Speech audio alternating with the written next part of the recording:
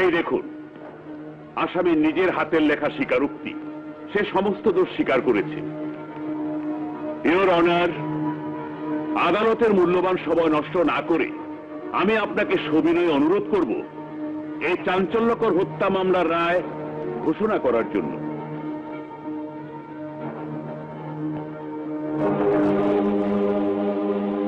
Your honour, আমার একটি আর্জি আছে। বলুন, কি আর্জি? আমি আসামি রাজার পক্ষে ওকালতনামা দাখিল করার অনুমতি প্রার্থনা করছি। অনুমতি দেওয়া হলো। ইওর অনার, ইন্সপেক্টর রাজা যাদের সাথে কাজ করেছে তাদের অনেকেই এখানে উপস্থিত আছেন। তাদের রাজার চরিত্র সম্পর্কে জানার জন্য আমি কিছু জিজ্ঞাসা করতে চাই। জিজ্ঞেস করুন। ইওর অনার, ইনি সেই ইন্সপেক্টর রাজা যাকে শহরের মানুষ বাঘ বলে বাঘ।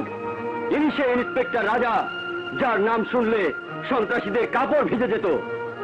এই শহর তো ভালো, ইন্সপেক্টর রাজার নাম শুনে ভয়ে অনেক সন্ত্রাসী দেশ ছেড়ে পালিয়ে গেছে। ইওর অনার, যদি পুলিশ ফোর্সে ইন্সপেক্টর রাজা আর মরহুম বাদশার মতো অফিসার না থাকতো, তাহলে সন্ত্রাসীরা পুলিশকে বানাতো তাদের দালাল, আর এই শহরটাকে বানাতো তাদের নিরাপদ আস্তানা।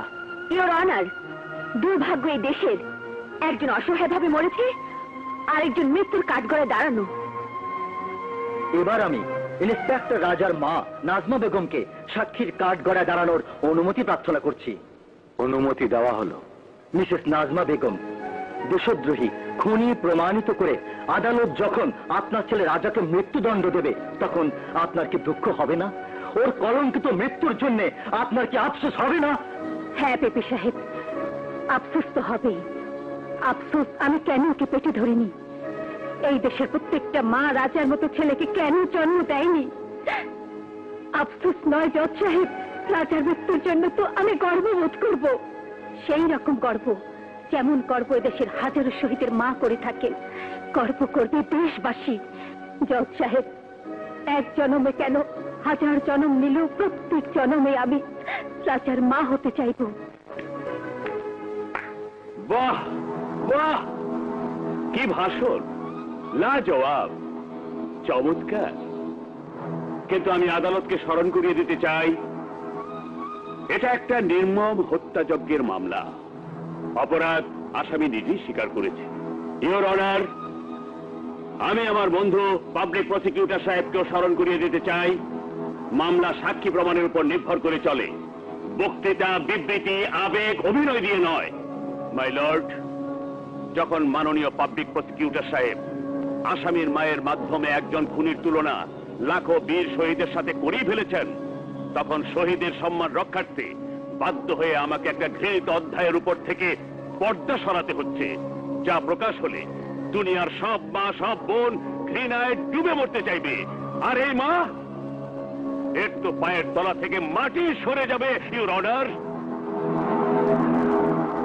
হ্যাঁ মিসেস নাজমা বেগম, আপনি কি দয়া করে আদালতকে বলবেন 5ই নভেম্বর রাতে আপনার মেয়ে বাবলি কোথায় ছিল? জবাব দিন মিসেস নাজমা বেগম, জবাব দিন, কোথায় ছিল বাবলি? কেন, বাবলু তো বাসায় ছিল। মিথ্যে বলছেন আপনি। আমি বলছি ইওর অনার, 5ই নভেম্বর রাতে ওনার চরিত্রহীন হাই সোসাইটি গার্ল জনাব শামশের মোল্লার ফার্ম হাউসে মোল্লা সাহেবের ভাই নুরু মোল্লা, ভাতিজা ফারুক মোল্লা সহ আরো কয়েকজনের সাথে অবৈধ কাজে লিপ্ত ছিল। অবৈধ কাজে লিপ্ত ছিল। বাবলি হলো হাই সোসাইটির কল গার্ল। সম্পর্ক শুধু এই শহরের বড় বড় লোকদের সাথেই ছিল না, এরকম অবৈধ সম্পর্ক ছিল তার পাকানো ভাইয়ের রাজের সাথেও। দিনে ছিল পাকানো এর বোন, আর রাতে ছিল রক্ষিতা। রক্ষিতা আজকের মতো মুলতবি ঘোষণা করা হলো। কাল শুধু মামলার সাথে সম্পৃক্ত লোকজনকে নিয়ে আদালত শুরু করা হবে। রাজা,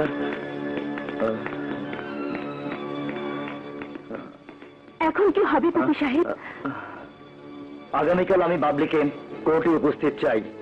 কিন্তু বাবলি তো কিছুই বলছে না, শুধুই কাঁদছে।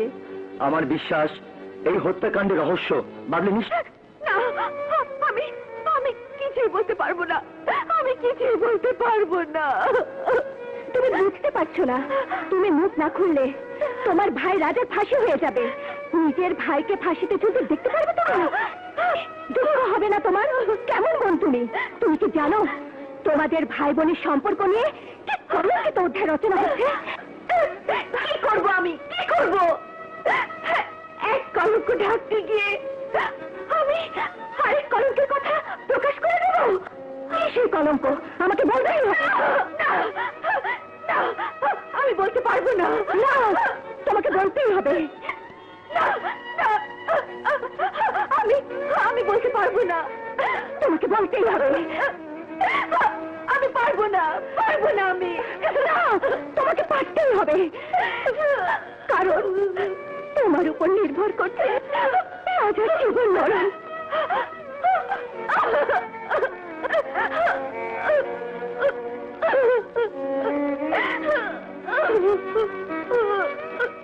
পিপি সাহেব, বাবলির কাছ থেকে আমি কোনো কথাই বের করতে পারলাম না।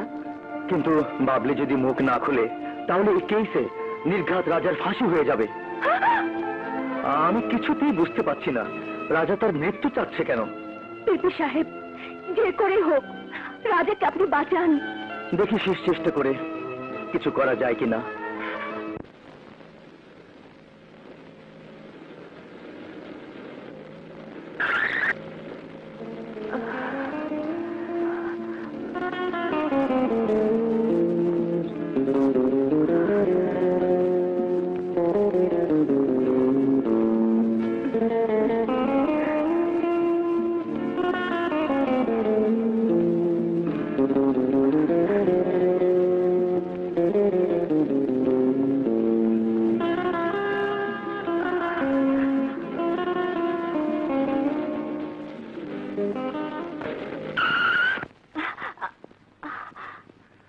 আপনার বাসায় এসে গেছি।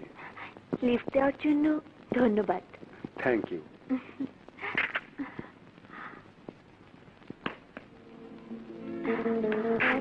Bye bye.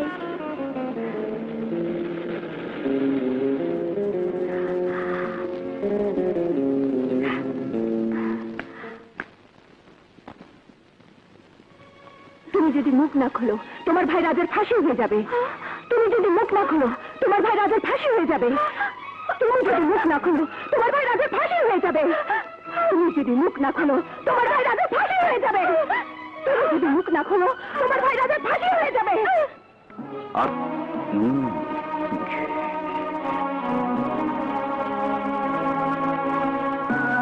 রাজা, এখনো সময় আছে, বলো কেন তুমি হত্যাকাণ্ড ঘটিয়েছ, এর কারণ কি? Your Honor, Your Honor, Your Honor. এর কারণ আমি বলছি। না বাবলি, তুই চলে যা। না ভাইয়া, না।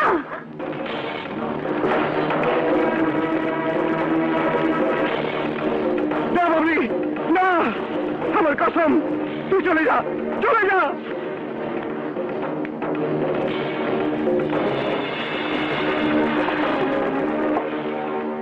না বাবলি, না, আমার কসম লাগে, তুই চলে যা, চলে যা।